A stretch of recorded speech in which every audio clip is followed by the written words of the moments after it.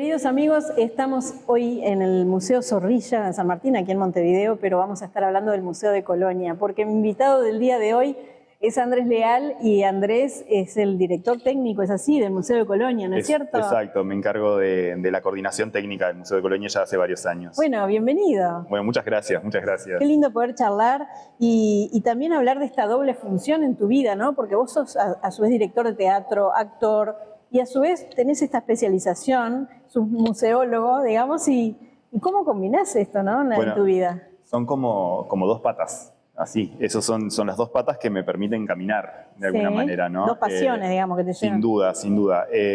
Por un lado, es esta profesión que tiene que ver con el ámbito de la cultura. Las dos tienen que ver con el ámbito de la cultura, por supuesto, pero una es más científica y la otra es más artística, porque la museología en realidad es una ciencia que aparte se nutre de un montón de ciencias aplicadas, entonces hay que tener como cierto conocimiento de esas ciencias que son auxiliares a la museología. En mi caso, más que nada, tiene que ver con la historia y con algo que tiene que ver con la conservación en principio, y después me meto como más de lleno en esto más global que es la museología, el estudio de la institución y a su vez como la gestión de alguna manera desde el lado técnico de la institución, del quehacer de la institución museal. Y por el otro lado está la cuestión del teatro, que es algo que también hace muchos años que acompaña mi vida y que esa otra conexión con la cultura desde lo artístico, ya no tanto de lo laboral, aunque a veces se está tornando cada vez más laboral, por suerte, y aunque siempre le presté como la misma atención que a un trabajo, son muchas horas que se le dedica a la semana y al mes y en el año. Sí, claro.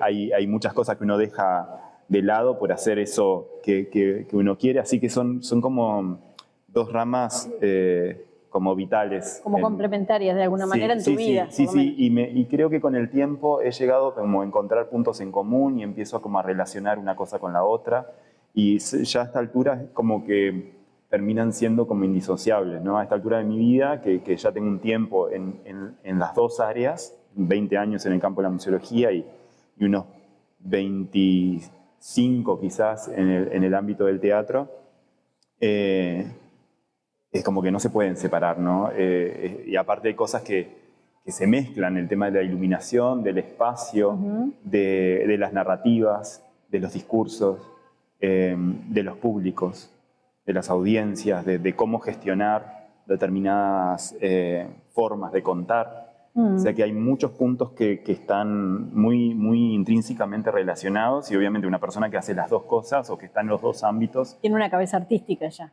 Sí, le es muy difícil disociar una cosa de la otra, ¿no? Hemos hablado muchas veces de esto de la curaduría, ¿no? Cuando el museo incluso hace llamado a propuestas artísticas, vos tenés muy presente la curaduría, que no todo el mundo, hay muchos artistas, he hablado con artistas muy queridos y compañeros que te dicen, bueno, vamos a cantar, pero libre, digamos, ¿no? Claro. Pero yo también soy de una cabeza más así curatorial, ¿no? De que uno piensa en una idea, cómo la plasma, qué quiere, qué mensaje, qué historia va a contar, qué relato, ¿no? Exacto. Yo creo que los espacios museales son espacios como de mucho privilegio, ¿no? Porque uno está en contacto ahí con la historia en forma así como parece medio abstracto, pero es con las cosas que cuentan la historia de alguna manera, ¿no? Y con los espacios que cuentan la historia, que conservan, que atesoran, que están abiertos a unos públicos que son curiosos o cada vez más curiosos. Entonces son espacios como privilegiados para encontrarse, para generar esos encuentros.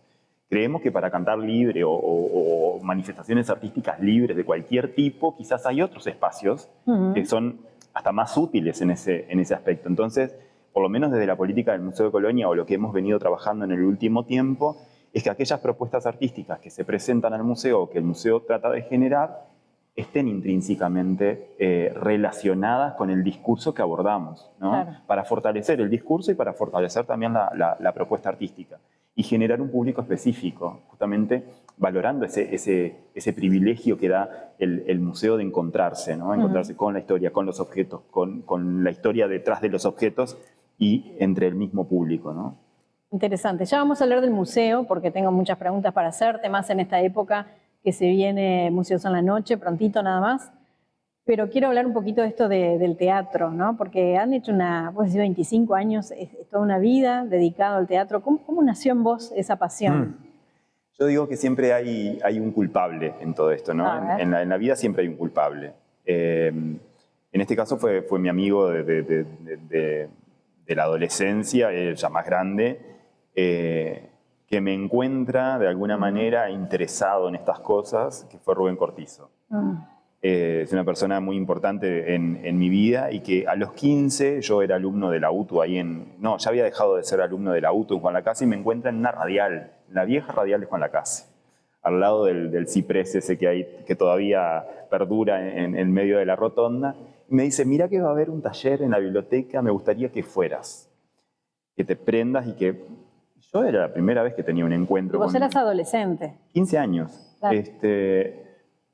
Entonces era la primera como instancia que yo tenía con la formación de alguna manera artística relacionada al teatro. Había hecho siempre desde niño cada cosa que había en la escuela o en el grupo de catecismo o cosas de ese tipo. Yo siempre estaba proponiendo o prendiéndome en cualquier propuesta que se iniciara por ahí que tuviera que ver con un escenario. Me encantaba. Entonces, que alguien, que ya como del ámbito formal, de la formación artística, me convocara, me pidiera, para mí fue como un orgullo. Entonces dije, bueno, sí, con un cierto temor, fui. Bueno, entonces era un taller de expresión corporal en ese momento que dirigía Susi Frankl, que venía subvencionada por el ministerio en ese momento. Siempre el grupo tuvo esos ámbitos de formación y los tuvo antes y después de que yo ingresara, y eso fue muy rico para el grupo. Por eso yo creo que hay tanta buena madera en ese grupo a nivel de capacidad técnica. Y ese mismo año estaba iniciando sus primeros pasos en la dirección Oscar Seschert. Era miembro del grupo bajo la dirección de Carlos Aguilera, pero Oscar empezaba a dirigir y Carlos hacía como una dirección general. Empezábamos una obra de Omar Varela que se llamaba ¿Qué pasó con los juglares? Y bueno, y faltaban juglares, faltaba mucha gente. Entonces ingreso y el primer día o segundo día, no me acuerdo bien, fui al taller, por supuesto, hice el taller. Inmediatamente dijeron, bueno, hay posibilidades de venir al elenco, no sé qué. Y obviamente ahí estaba, ¿no? Yo. Sí, más bien. Así que tuve como esa suerte de empezar enseguida a explorarme cómo era estar en un escenario con los grandes para mí, ¿no? Claro. En ese momento. Y con gente de más experiencia. Exacto, sin duda. Sí, sin duda, de la que aprendí enormemente. Siempre me gustó, fui muy esponja de tratar de absorber absolutamente todo. Carlos tenía una particularidad que él no daba clase, solo dirigía, pero si uno se ponía al lado mientras estaba dirigiendo y escuchabas lo que estaba diciendo, era una clase magistral de teatro. Claro. Creo que siempre tuve como esa capacidad de estar despierto durante el proceso de ensayos y aprendí muchísimo de él. Interesante, ¿no? ¿Qué historia hay ahora dirigiendo? Sí, ahora dirigiendo, desde el 2010. Todo el proceso, digamos, que has hecho en tu vida. ¿Cómo te sentís cuando hay en el Museo de Colonia propuestas artísticas teatrales?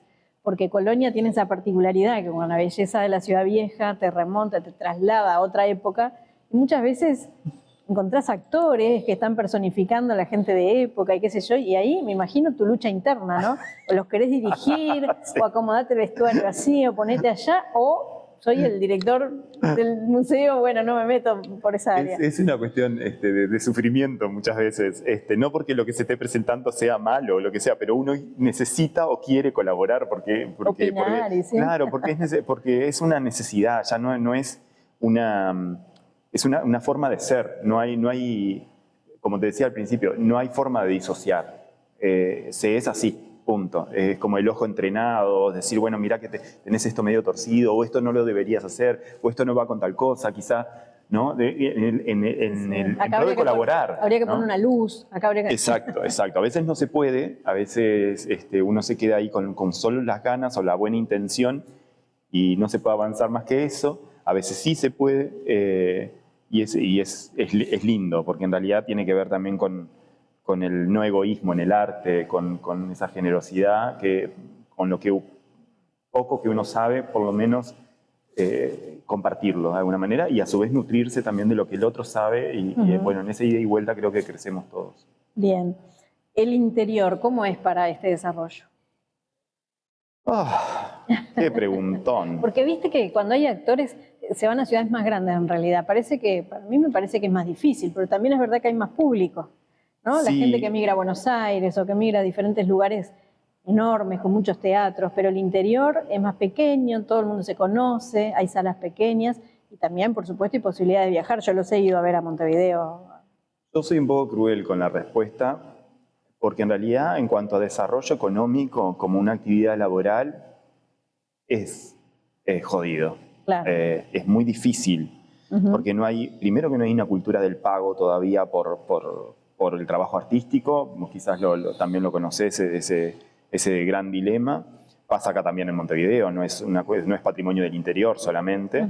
En Montevideo lo que pasa es que es más gente, hay un trabajo profesional ya un poco más arraigado. Sí, quizás se pagan entradas más caras, capaz que llenas una sala más grande y puede dar. Sí, y hasta cierto punto. También hay dificultades a veces para llenar una sala en temporadas donde hay mucha oferta, muchísima oferta, demasiada oferta para un público.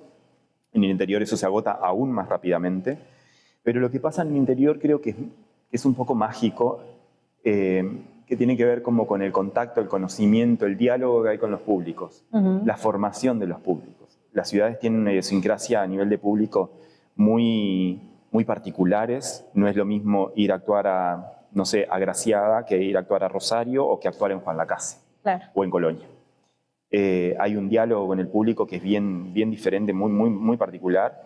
En el caso de Juan Lacase, bueno, yo tuve la oportunidad de venirme a estudiar a Montevideo y decidí quedarme en Juan Lacase a nivel artístico, cuando todavía Carlos vivía y tenía su escuela en Montevideo, porque preferí no ser uno más en Montevideo y ser alguien en Juan Lacase, aunque te parezca irónico. Fue como ese ego en ese momento que dijo, bueno, yo quiero hacer algo para este pueblo, no era por mí mismo, ¿no? Quiero destacarme en algo para generar algo en mi ciudad, y no en el cúmulo grande de artistas que quizás hay en Montevideo. Y creo que como que he dedicado parte de mi vida a eso, ¿no?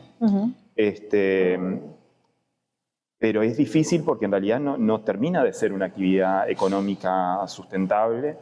Mismo pasa con los actores que se reciben o que estudian académicamente acá en Montevideo, se reciben y empiezan a dar clases casi inmediatamente, porque en realidad también actuar es muy fluctuante. No te sustenta generalmente. Exacto, ¿no? Entonces quizás abrir un taller o trabajar de otras cosas relacionadas con el teatro hace que vos llenes el bolsillo finalmente todos los meses, que es lo que uno necesita para vivir dignamente. En mi caso, claro, yo tengo un trabajo que quizás me llena el bolsillo, que es mi otra pata, la de la museología, y esta, cuando entra algo, bueno, divino, entra algo bárbaro, pero si no me está llenando otros aspectos como el alma y el espíritu y la cabeza, que a veces para mí por lo menos son más importantes, sin quitarle ningún mérito a quien obviamente hace esto por dinero, que es un trabajo y obviamente Y que es un trabajo que lleva mucho más de lo que la gente ve en escena, sin duda, ¿no? sin duda. A mí me da mucha gracia cuando te dicen, ¿y por qué no preparas una obra de tal cosa? Y dice, porque hace 9 meses que estoy ensayando lo otro, que no es solamente el ensayo, es todo un trabajo de pienso, de entrega del cuerpo. Eso creo que hay que entender, que cuando un actor está arriba del escenario, está prestando todo su ser. Está prestando su cabeza, su voz, su cuerpo, su alma, todo a otra persona, que es un personaje que lo escribió alguien más, que tiene otras circunstancias, otras dinámicas, otras relaciones, que a su vez, como actor, está siendo dirigido por alguien que está afuera y que te dice qué hacer de alguna manera, cómo sentir. Uno como actor obviamente propone, pero es el director que tiene la visión global del espectáculo, entonces también está siendo como manipulado de alguna manera en escena. O sea, estamos dejando como actores de ser nosotros mismos para prestar el instrumento a otra persona. Entonces eso a veces es difícil de entender, eso no requiere dinero, pero requiere mucho tiempo, requiere mucha energía emocional Y claro, lo que uno ve finalmente es, bueno, o lo que debería ver como público es esa otra persona que un autor escribió y no al actor que lo está representando, ¿no? Tremendo. Bueno, vamos a venir en un ratito después de la tanda, pero y ahí ya te voy a preguntar porque has recibido algunos premios y quiero que me menciones también sobre eso, pero nos vamos con música, si te parece, y venimos ahora.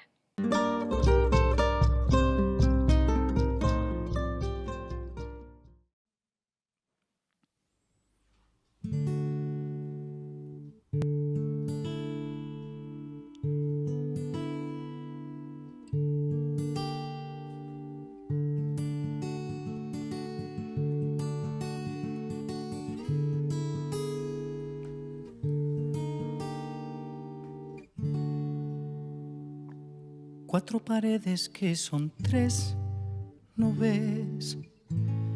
Una polea y un telón, y vos, que no sé quién sos, y yo, que no sé quién soy.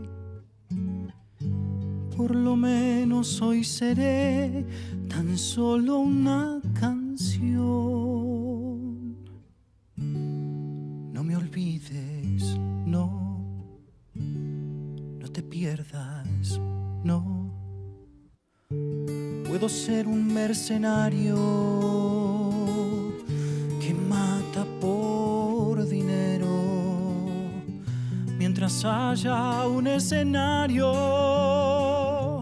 Puedo ser lo que yo quiero,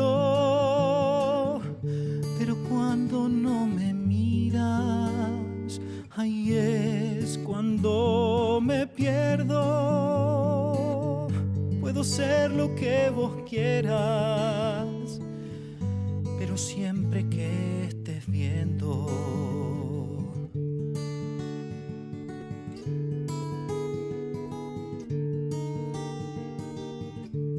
Puedo ser un empresario al que no le sobra el tiempo. Puedo ser un vagabundo al que miran con desprecio. Puedo ser el boticario que te ofrezca su veneno. Puedo ser también la cura escondida entre tu beso. Puedo ser, quiero ser, quizás un día llegue a ser. Ya me canso del quizás y del tal vez. Quiero ser de una buena vez, y tantas veces fantaseé el momento de pararme frente a ustedes y cantarles mis verdades. Y hoy tengo que decir que tengo miedo.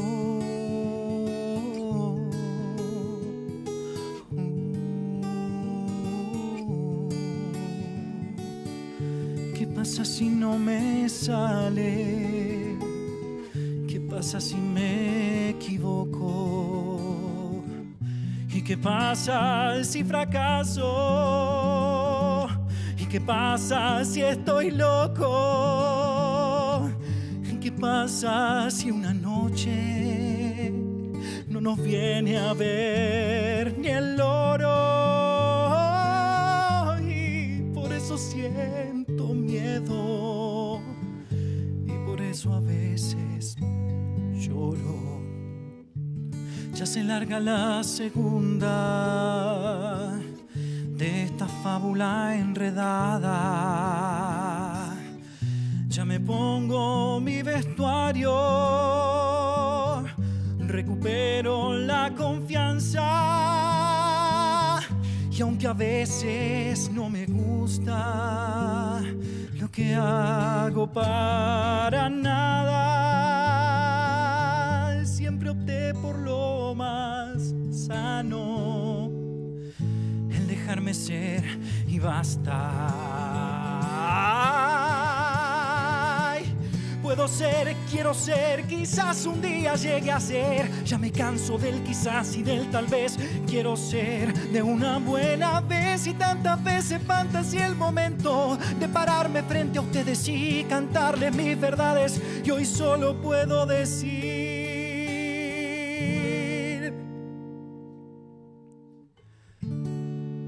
cuatro paredes que son tres, ¿no ves?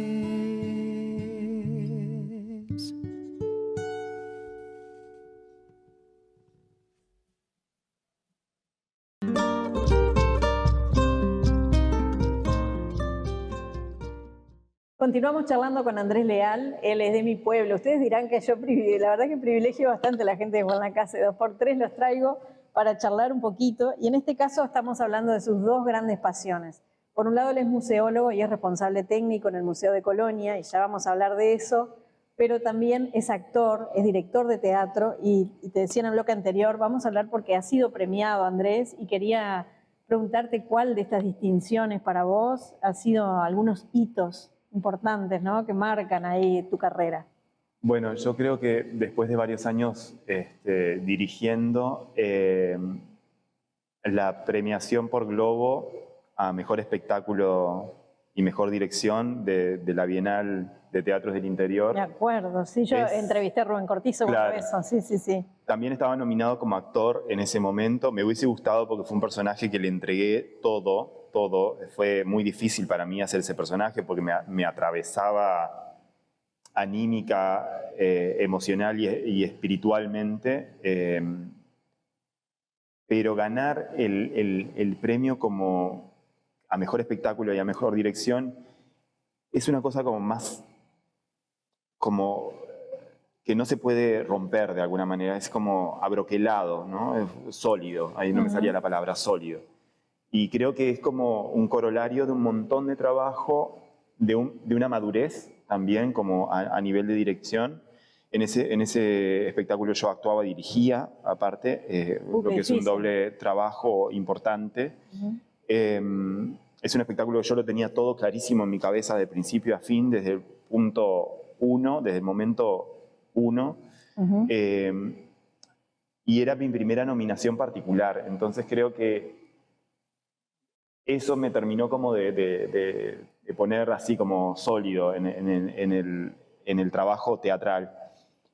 Los premios no significan más que eso. En realidad para mí son un mimo, son una posibilidad de que otras personas te conozcan. De difundir, claro. De difundir lo que uno hace, pero no cambia lo que uno hace. Por lo menos desde mi punto de vista no cambia lo que uno hace. No me cambia como artista. Los recibo, son sumamente, es muy agradable ser mimado, ¿no? Ser premiado, ser reconocido. Pero es eso, es un reconocimiento. Creo que no hacen que yo gire el timón hacia un determinado lugar para seguir ese camino o persiguiendo las nominaciones o los premios. Eso, si viene, tiene que ser porque mi trabajo habló y no porque yo quise que mi trabajo hablara en esa dirección. No sé si se entiende lo que quiero decir. Sí, a veces uno quiere hablar a través del trabajo y es recibido de otra manera, por ejemplo. Exacto. Pero no quiere decir que yo vaya a trabajar en pro de ganar un premio si la tónica de los premios es de tal o cual. No voy por ese lado, no me interesa realmente, pero sí reconozco que es sumamente emocionante cuando te das cuenta de que hay alguien más o un montón de personas que están diciendo que tu trabajo tiene una determinada calidad, que se pone en una lista de otros trabajos con colegas que hacen trabajos maravillosos. Entonces, eso es lo que te llena como un poco el alma cuando pasan estas cosas, ¿no? Y nos estamos un poco acostumbrando, felizmente. Porque, claro, los han nominado muchas veces y han sido premiados más de una vez, claro. Si no estamos nominados en las bienales, que hacía mucho tiempo que no íbamos, ahora hemos tenido como una racha de participar de las últimas 3 bienales.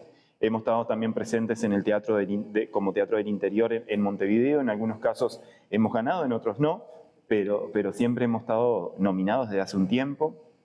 Entonces eso también es lindo porque ayuda a mover esos engranajes de la difusión, a veces del arte, que es tan compleja, tan lenta, tan cara muchas veces, y tal vez a veces no se tienen los recursos. Entonces, los premios, como decía la presidencia de ACTU hace un tiempo, los premios son para usarlos. Y me parece que es una buena definición, son una carta de presentación muchas veces y tienen un nivel de exposición al que uno de repente solo no puede llegar. Entonces, me parece que es interesante eso. Qué lindo. Antes de pasar a hablar del museo, quería que me definas en 3 palabras cuál pensás o cómo es tu sello artístico. Bueno, es útil, aunque decimos que el arte es inútil, pero tiene que ser útil. Lo que hago tiene que ser útil, tiene que haberte servido para algo, tiene que ser bello, tiene que ser... Y ahí vas a lo estético, seguro. Sí, tiene que ser bello y tiene que, de alguna manera, tiene que ser transformador. Creo que quizás, y no necesariamente para el público, tiene que ser transformador para mí, tiene que ser transformador para el equipo con el que estoy trabajando, ojalá sea transformador para el público. Sería interesante que la gente analice si sale de la misma manera después de haber visto una obra en la que yo haya trabajado, y eso es lo que más me gustaría, ¿no? Que bien, malo, como sea, pero diferente. Bien. Vamos ahora sí al museo. El Museo de Colonia sin duda es un sello de identidad, ¿no? Porque quien visita Colonia del Sacramento, turista o coloniense, uruguayo de otros departamentos, se da una vuelta por la ciudad vieja, y eso implica historia, y la historia muchas veces está concentrada en la institución museística. ¿Cuál es la misión más urgente que los museos, o el museo en este caso de Colonia, tiene? Bueno, como misión, en realidad nosotros, aparte de la misión del museo como institucional, más técnica, que tiene que ver con la definición del museo, esa institución permanente, abierta a un público que estudia, conserva, educa, con diferentes fines, creo que tiene que ver con la misión fundamental, es como con reconectar los pasados históricos con los presentes de la ciudad, con los públicos. En realidad, el Museo de Colonia tiene una particularidad fuerte, que es que hoy está en un patrimonio mundial. Está cumpliendo sus 30 años. Está cumpliendo sus 30 años como patrimonio mundial, pero que ocupa un territorio. El museo en realidad está distribuido en 9 casas, que están 8 en ese patrimonio mundial y una más en zona de amortiguación, pero también una zona patrimonial como es el Real de San Carlos.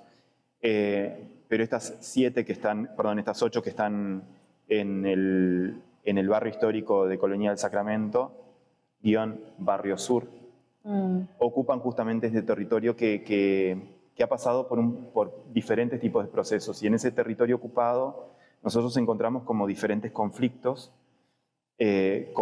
sobre todo con el pasado de ese barrio antes de transformarse en barrio histórico. Y es parte del proceso en el que los museos están. En ese momento los museos individuales, hoy un único museo, estuvieron involucrados. Entonces, creo que ese proceso de reconciliación con el pasado, con los procesos de gentrificación por el que pasan los patrimonios mundiales que han sido habitados, en general en el mundo, es un proceso por el que atraviesan y que a veces no es muy cuidado. Es una misión, es una responsabilidad del museo, dentro de su misión, hacer hincapié en el sentimiento de apropiación del público local. Ajá. Hay un énfasis ahí. Hay un énfasis en las propuestas artísticas, en las propuestas educativas, en el enfoque que se hace. Hay una transversalidad en las propuestas del museo que ojalá fueran mucho más de las que nosotros podemos hacer actualmente. Ojalá pudiéramos abarcar mucho más y proponer mucho más, pero siempre están transversalizadas por este uso responsable del espacio, en tanto es un espacio del que se despojó gente para justamente nosotros ocuparlo como instituciones museales. Entonces queremos un poco unir, emparchar esa herida que tiene que ver con una población que fue desplazada del barrio y que hoy existe, pero en otras zonas de Colonia, y que imaginan todavía el barrio sur como un barrio vivo, y en realidad hoy esa realidad ya no existe. Entonces, bueno, el museo como puente, como intermediario entre esos sentimientos del desarrollo, obviamente es una La actualidad. En la actualidad, en realidad, el patrimonio mundial significó una posibilidad grande de desarrollo para el turismo y para la actividad económica en Colonia, pero tiene esa carga que quizás a veces se oculta, y bueno, es nuestra misión ponerla en primer plano y tratar de reconstruir un poco ese sentimiento quizás no tan positivo. ¿Y los desafíos estando en el interior, tanto de recursos, de públicos, de programación, cuáles son los principales desafíos? Bueno, antes que desafío me gustaría decir que muchas veces tenemos como más oportunidades que otros que en el interior del país, en los otros departamentos, Ajá. porque estamos muy nucleados, muy en contacto. Entonces a veces nos damos cuenta de lo afortunados que somos en algunos aspectos. Quizás falta, ahora sí como desafío, una plantilla un poco más interesante o más nutrida, en tanto estamos en una realidad compleja. Entonces las realidades complejas hay que abordarlas de forma compleja, no se pueden abordar realidades complejas de forma simple. El barrio histórico es una realidad compleja, tiene muchísimos actores que están involucrados, desde lo nacional, lo departamental, lo privado, lo público, lo mixto. Diferentes tipos de ministerios, a su vez, están involucrados en el área en el que está inserto el barrio histórico. Entonces hay muchas injerencias y en el medio de todo eso está la gente. Entonces, gente local y gente extranjera. Exacto. Gente que circula, que está por un rato, y gente que vive y todo, ¿no? Cuando hablamos que los museos se deben a sus comunidades, si hablas de Colonia, esa comunidad es un poco difusa, porque está la comunidad de Colonia, la población de Colonia, la población del departamento de Colonia. Pero a su vez también, al ser patrimonio mundial, la comunidad es el mundo. Claro. Entonces, es una comunidad ahí, cercana, y otra que es mucho más amplia, que también hay que abordar a los niveles o a los estándares que esa comunidad exige o consume, ¿no? Claro. Entonces hay que ponerse en ese lugar. No estamos todavía en ese lugar. Yo soy de los que cree firmemente que hay que estar a esa altura, pero enfocado a la población local. Hay que darle el mismo servicio a la población local que se le brinda a esa población mundial que exige determinado estándar. Es la forma de hacer crecer en acceso, en ciudadanía, en democratizar la cultura con los mismos beneficios y estándares, ¿no? Va un poco por ese lado. Que los locales vayan a cualquier parte del mundo y encuentren el mismo nivel que encuentran en su propia ciudad. Exacto. Por otro lado, como te decía, somos afortunados en algunos aspectos, en el sentido de que, bueno, un patrimonio mundial exige también que la Intendencia vuelque preste ciertas atenciones, digamos, a veces más, a veces menos, pero lo cierto es que hay un foco ahí y nosotros estamos en el medio del foco. Entonces también hemos ido fortaleciendo un poco la plantilla a nivel técnico, que no todos los museos tienen esa realidad. Trabajamos bastante cómodos en el sentido de las propuestas, somos bastante escuchados en ese sentido. Hemos podido armar un grupo de trabajo interesante que propone cosas y ha ido haciendo un cambio a nivel museológico desde hace unos años. Y quizás en los últimos 40 no se habían hecho cambios estructurales y en los últimos 10 sí, era un momento de hacer cambios estructurales. Claro, cuando uno habla de cambios estructurales a nivel conceptual, eso la gente no lo entiende, si no se hacen cambios en el servicio que se brinda a la gente. Y bueno, en ese proceso estamos, que es el cambio de las museografías permanentes, que acompañan ese cambio conceptual. Esto de la unificación de los museos en un único museo para trabajar de una forma coordinada, de ir cambiando esas museografías y que empiecen a tener una cierta correlación unas con otras, que no se superpongan los discursos, sino que se complementen. Claro. O sea, empezar a trabajar de una forma distinta para leer el Museo de Colonia como un todo y como un todo interpretar la ciudad toda, justamente, como una especie de museo de sitio. Sí, es un concepto al que no estábamos acostumbrados, ¿no? Veníamos como de los varios museos. Exacto. Pero está muy bueno. Que tenía su cosa divertida también, porque uno hacía como la maratón de los museitos. De recorrer ahí de los diferentes museos chicos. Pero esto no quiere decir que pierden ese carácter de que tengan su identidad propia de alguna manera, siguen teniendo eso. Pero tienen a su vez una unidad. Exacto, empieza como a discurrir para contar un cuento un poco más grande. Hoy se transforma en un único museo, pero en un gran museo, en vez de museos pequeñitos, en un gran museo, porque si lo sumamos en metros cuadrados es un montón, pero que están a su vez distribuidos en la ciudad y te invitan un poco a recorrerla de alguna manera, con la excusa de ir visitando puerta a puerta. Uno va leyendo la ciudad a través del discurso material, inmaterial, del interior, exterior. Así hay como una relación un poco más fluida. Qué lindo. Bueno, vamos a otra pausa, si te parece, y a la vuelta seguimos charlando. Estamos hablando, por si recién se enganchan, con el director técnico del Museo de Colonia, y hablábamos justamente de eso. Son varias casas, pero es un museo que sella la identidad de la ciudad de Colonia del Sacramento.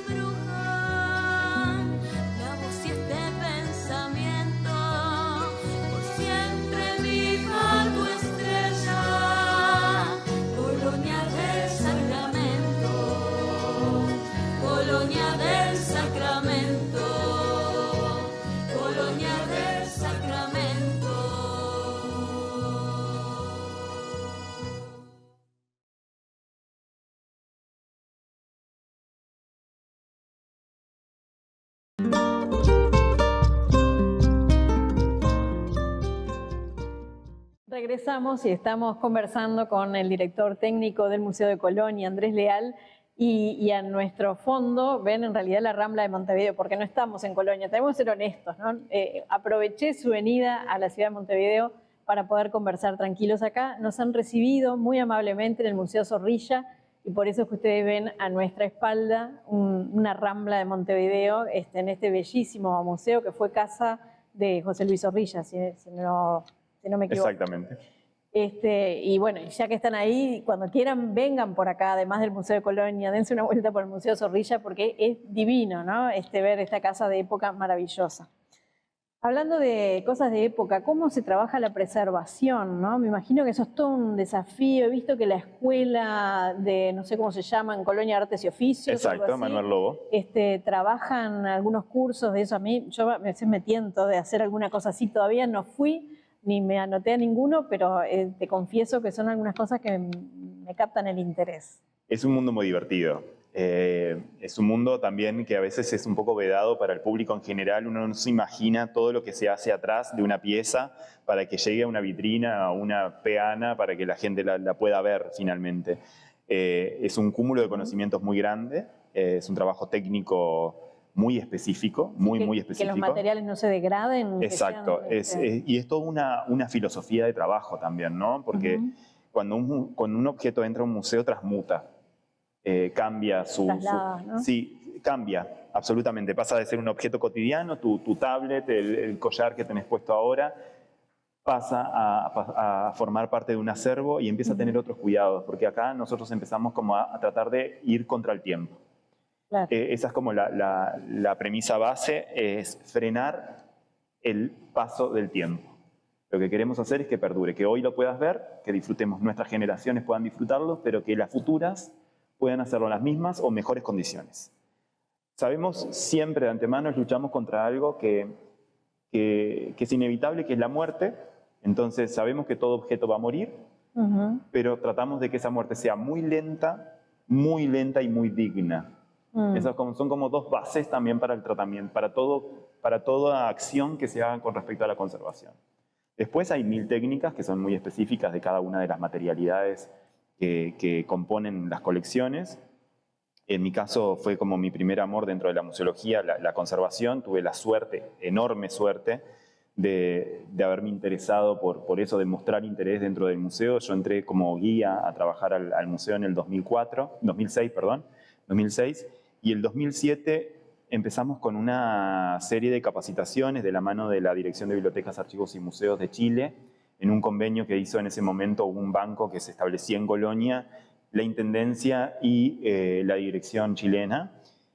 Y bueno, salí beneficiado. Con el cartón ligador, lo que había que trabajar primero era la conservación. Estábamos en un déficit grande a nivel de conocimiento, a nivel de acciones, a nivel de materialidades, a nivel de materiales de trabajo. Entonces, bueno, hubo una instancia de capacitación en Chile. Tuve la fortuna de ir, estuve trabajando en el Museo de Artes Decorativas en forma casi permanente de la DIVAM chilena y estuve también recorriendo varios museos en Santiago principalmente. Ahí empezamos a trabajar como conceptos más claros sobre la conservación preventiva, que son todas aquellas acciones que son conjuntas para tratar de controlar los ambientes en el que los objetos están, aquellos agentes de deterioro que pueden afectar sobre un conjunto de bienes, fundamentalmente, y aquellos aspectos que tenían que ver con el guardado en almacenaje de piezas, que era el otro debe enorme que teníamos en el museo, que no había una reserva técnica, donde se guardan aquellos objetos que no están en exhibición. Entonces, bueno, por ese lado empezamos a trabajar, inmediatamente volvimos y empezamos a aplicar y a trabajar y a desarrollar espacios para el ámbito de la conservación que no se tenían. Y después, bueno, repetí otra vez en 2010 otra instancia en oportunidad de restaurar ya ahora con una materialidad específica. No era conservación preventiva, ya era restauración y conservación curativa, que son otros dos aspectos que influyen directamente sobre los bienes y sobre las materialidades, con una colección de planos que después sirvieron para el proyecto de restauración de la Plaza de Toros, increíblemente, porque era la colección de planos de Nicolás Mianovich del complejo del Real de San Carlos. Así que fui muy afortunado de trabajar también en esa colección, que era una colección muy preciada, que se incorporaba en ese momento a la Intendencia también, adquirida por un privado y donada a la Intendencia de Colonia. Así que ese fue como mi primer amor.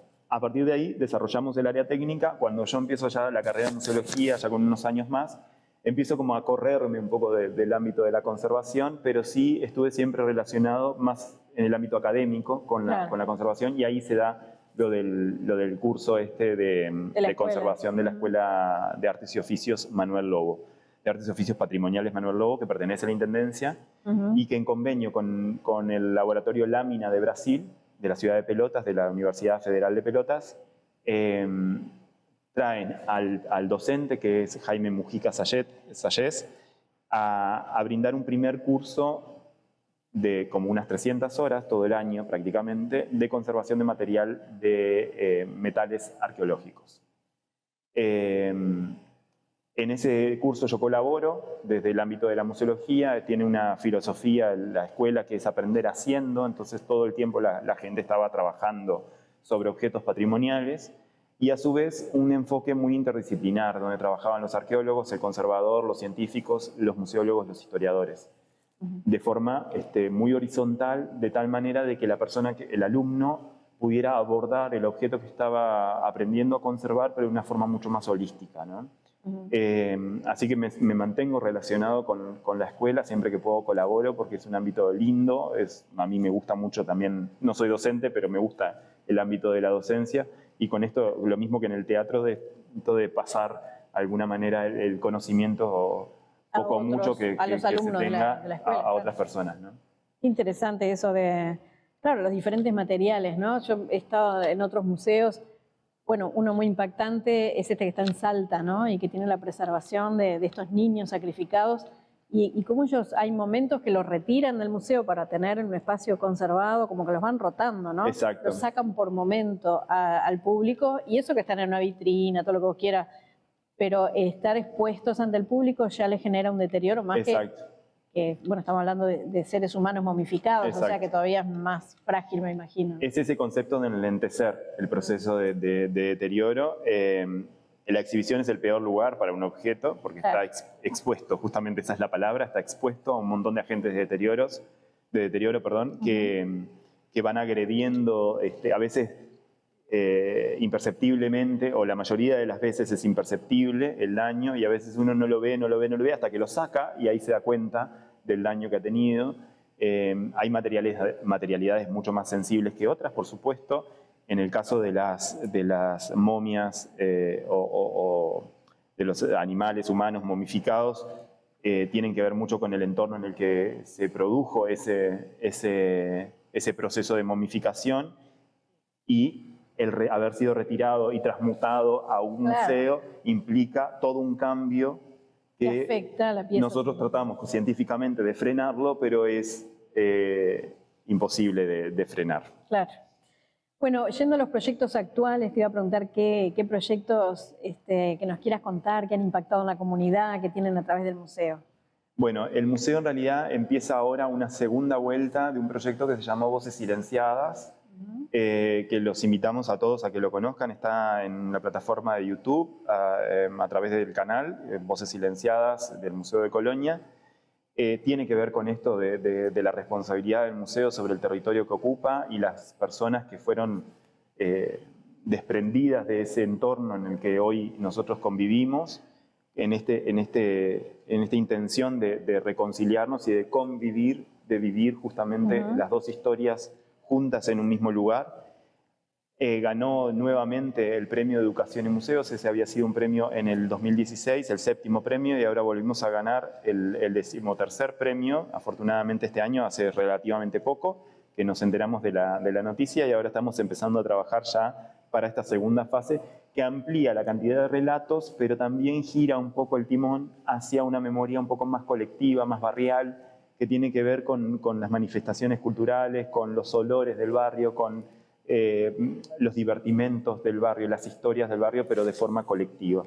Uno de los puntos seguramente que abordemos sea el candombe como una manifestación cultural que viene desde el siglo XVIII, pero que se fortalece en el siglo XX, en esta misma época en la que el barrio empieza como a cambiar de alguna manera esas características. Tiene que ver con Caracú Quemado, surgida en el propio conventillo del Caracú Quemado, que es uno de los lugares que nosotros abordamos como un sitio de memoria. Entonces, bueno, estamos como muy sumergidos ahora en Voces Silenciadas 2, como le decimos coloquialmente, para que llegue a la gente un producto que, si bien continúa con el anterior, gira y le da un nuevo aire a esta propuesta, donde también involucra a los moradores actuales del barrio, que tienen que ver con aquellos mediadores entre el patrimonio inmaterial, el material, que son todos los guías, mediadores que intervienen en el barrio, un poco nucleado a través de la Asociación de Guías Profesionales de Colonia. Así que bueno, estamos Ahí, sumergidos en eso. con ese foco. Y ahora se viene prontito Museos en la Noche y bueno, contarle a la gente cómo se viste Colonia para ese evento tan especial que también en Montevideo y en otras ciudades del interior se conoce, pero bueno, siendo Colonia un lugar tan especial, ¿qué se encuentra la gente, ¿no? Y cómo ha reaccionado el público otros años. ¿Va de noche realmente? ¿Visita? ¿Qué les cautiva? Les encanta. Sí. Bueno, Colonia invita a recorrerlo de noche, ¿no? Sí, Esa sí. cosa tiene una cosa mágica entre la penumbra y el farolito, que es la piedra, Claro. que es maravilloso, ¿no? Museos en la Noche es una actividad a nivel nacional que creo que se hace en otros países también. Moviliza mucha gente. Es increíble cómo esta propuesta de solo abrir en un horario distinto puede generar tanto, ¿no? Porque es simplemente abrir la puerta en una hora equivocada, de alguna manera. Claro. Si ponemos alguna propuesta cultural que a su vez llame, bueno, mejor todavía. Pero en general es interesante cómo se ve el espacio. Nosotros a veces nos sentamos un poco a mirar qué es lo que pasa con el público, qué es lo que pasa con el espacio, cómo la luz influye de una forma distinta, cómo ofrece una mirada diferente o una posibilidad de mirada diferente, cómo genera otros encuentros, porque se encuentra otra gente. Mira. Ahí generalmente va la gente de Colonia y se encuentra en un único día toda junta y conversa. Quizás es una excusa para conversar y quizás Para la muestra recorrer. pasa a un segundo plano. Es como el patrimonio, ¿no? Que a lo mejor están ahí, los edificios siempre, pero ese día la gente recorre. Es una excusa para encontrarse. Yo creo que siempre el encuentro y la gente es el foco en todo esto. Lo demás es puramente decorativo o es una excusa. Es un espacio, un ámbito, un escenario, de alguna manera, para que eso ocurra. Y nos gusta preparar mucho el escenario. Tenemos 2 o 3 dentro del equipo que estamos todo el tiempo pensando en cómo va a ser la iluminación y cómo podemos mejorar esto. Cómo, a veces con pocos recursos, a veces con un poco más, no importa. Cómo generamos flujos de gente, cómo vemos si este banco queda lindo ahí para que la gente se saque una foto o descanse mientras ve el espectáculo, cómo luce la cosa, ¿no? Porque eso también hace a la experiencia. Y es una linda palabra esto porque tiene que ver con experimentar, ¿no? Con probar cosas y con sentir cosas y con obtener resultados. Y eso es lo que nos gusta que le pase a la gente, que de alguna manera experimente cosas. A la gente le gusta bastante el misterio también, ¿no? Y la noche trae esa cosa. Trae. No sé si tienen espacios o lugares que invite a esto de lo misterioso en Colonia o quizá en el departamento. Estaba pensando ahora en La Calera, ¿no? Que no es museo, pero sí es una pieza del pasado. Claro. Y que a la gente le encanta visitar y es realmente que hay cuestiones extrañas. Está toda la cosa truculenta, digamos, que siempre le gusta, ¿no? Tendríamos que hacer un Halloween en el museo en algún momento. Bueno, no sé si un Halloween, pero hay como una tendencia, ¿no? Sí. El misterio, la leyenda, la cosa que está sostenida en un hilo de verdad, pero quizás, aunque sé que puede ser todo mentira inclusive, pero me cuelga la fábula, ¿no? de intentar imaginarme y vivir esa experiencia. Sí, hay cosas así. Hemos ido trabajando también en algunos de los espacios por ese lado, siempre desde la práctica de la veracidad, porque es como el museo como institución un poco científica tiene que apegarse a lo que conoce en ese momento. Tenemos un espacio que es la vivienda portuguesa, que hemos ido como despojándola de todo aquello que nos aleje de la posibilidad de conectarnos con un pasado cotidiano. Hemos ido despojando de esas cosas de museo y tratar de entrar cada vez más en una casa donde pareciera que la persona acaba de irse, ¿no? Claro, salió a hacer un mandado y está ahí todo. Exacto, ¿no? Escuchar un poco sonidos que tengan que ver con explorar esos paisajes sonoros, los olores sobre todo, e ir empezando como a diagramar el recorrido por esos lugares de forma más orgánica. Yo creo que eso es una palabra interesante, también viene de la rama del teatro, la organicidad, así que otra vez el teatro metiéndose en el trabajo, cuando no. Andrés, le decimos a la gente la fecha de Museos en la Noche, si los visita, se dan una vueltita por Colonia y puede tener la oportunidad con esa excusa de llegar, ¿no? Claro que sí, es no me quiero equivocar, es el 12 de diciembre. Es el segundo, siempre es el segundo viernes de diciembre. Vamos a estar abiertos, el horario de la convocatoria siempre es desde las 19 hasta las 0. Nosotros a veces abrimos un poco antes, porque inclusive sumamos a veces alguna propuesta de taller más temprano y después tenemos la convocatoria que generalmente es alrededor de las 9 de la noche, ya cuando cae la noche y hace su magia la luz de los farolitos. hasta que las velas no ardan, y nos quedamos ahí. También sumamos, para invitar a la gente, el 6 de diciembre es el aniversario de esto que estuvimos hablando, de la Declaración de Patrimonio Cultural de la Humanidad por la UNESCO, así que también va a haber una movida que se suma en diciembre al ámbito que ocupamos, a ese territorio ocupado por los museos, que es el barrio histórico, Barrio Sur, que se viste de fiesta para celebrar estos primeros 30 años. Buenísimo. Tenemos para hacer, ¿eh? Acá somos pieza de museo hoy porque efectivamente estamos en un museo, no por viejos ni nada de eso, pero nos vamos a Colonia porque allí tenemos unas cuantas celebraciones en diciembre. Está el Museo San la Noche el 12, el 6 la celebración de los 30 años de Patrimonio de la Humanidad. Así que hay de todo, hay de todo. Muchas gracias, Andrés. Muchas gracias a vos, Sandra. Por la entrevista, por este tiempo y por hacernos pasear un poquito por nuestro departamento. Gracias por hacerme pasear a mí por mi memoria. Fue un grato momento. Nos estamos encontrando.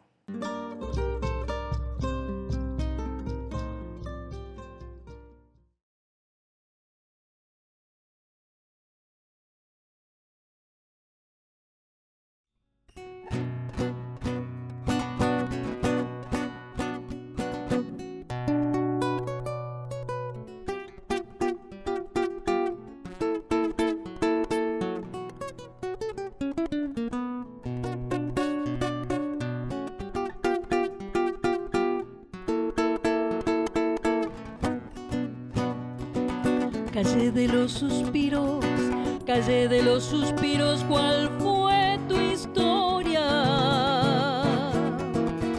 Calle de los suspiros allá en Colonia. Nace la noche, luna de cristal, hermosa niña, playa y soledad, brilla una daga oscuridad. Calle de los suspiros, ¿cuál fue tu historia? Calle de los suspiros allá en Colonia. Aquellos marinos buscan mujer, en tu calleja reina el placer, surgen suspiros al anochecer.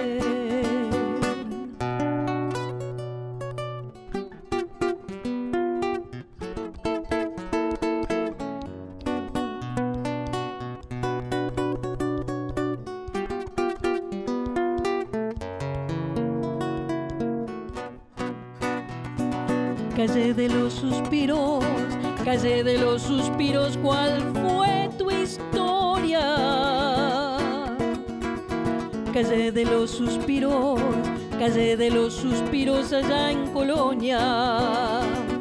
Los condenados suspirando van hacia la marea que los cubrirá. Solo un rezo para el final. Calle de los suspiros, ¿cuál fue tu historia? Calle de los suspiros allá en Colonia.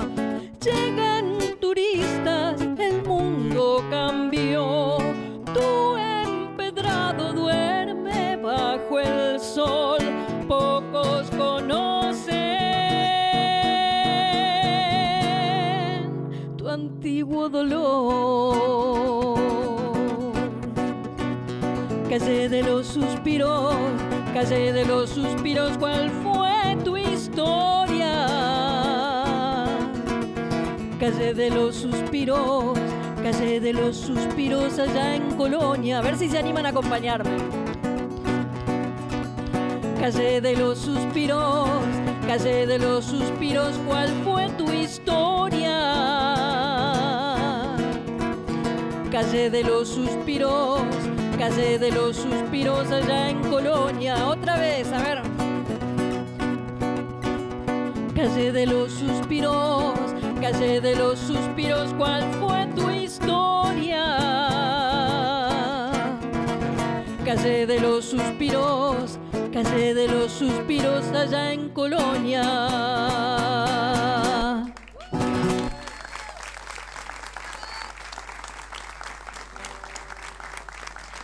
Bueno, hemos llegado al final, ¿eh? Y bueno, nos despedimos. Si ustedes se comprometen a cantar conmigo, nos despedimos con una canción conocida. ¿Les parece? ¿Me pueden acompañar?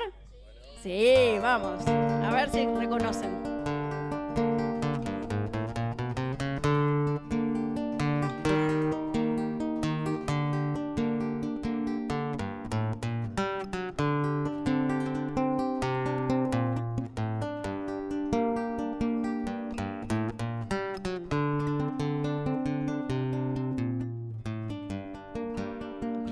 Ven a ese criollo rodear, rodear, rodear.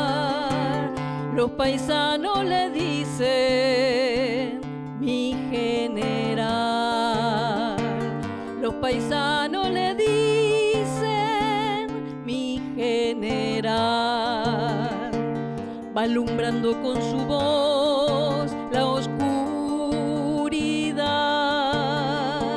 Y hasta las piedras saben a dónde va. Y hasta las piedras saben a dónde va. Muy bien.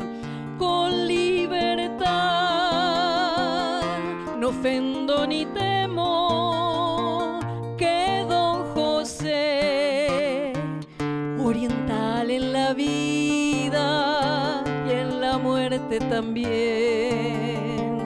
oriental en la vida y en la muerte también.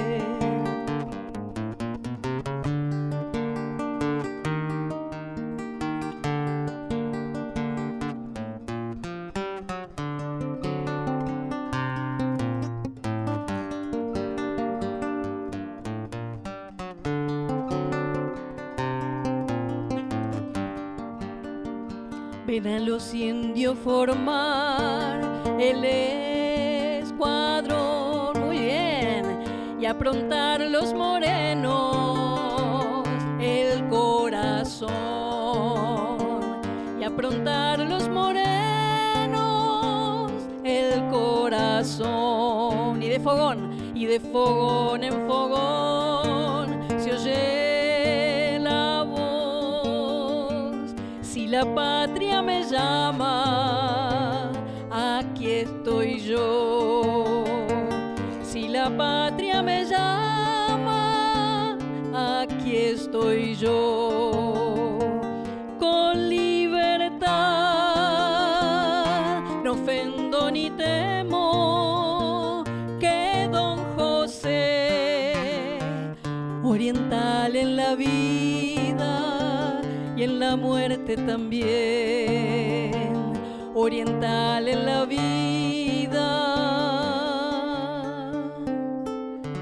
y en la muerte también.